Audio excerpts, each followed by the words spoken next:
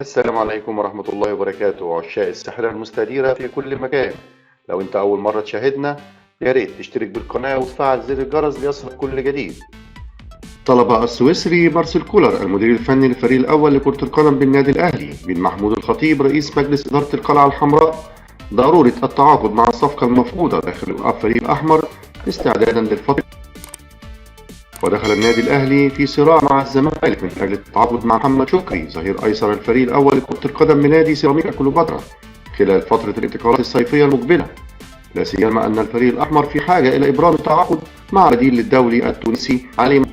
وأعلن مارسيل كولر إنه شاهد العديد من المباريات لمحمد شكري ووافق على ضمه إلى الفريق الأحمر، وطلب الخطيب بسرعة التدخل لحسم الصفقة، لا سيما أن اللاعب مرشح للانتقال إلى الزمالك في ظل إصابات فتوح المتكررة واعتزال محمد عبد الشافي بنهاية الموسم.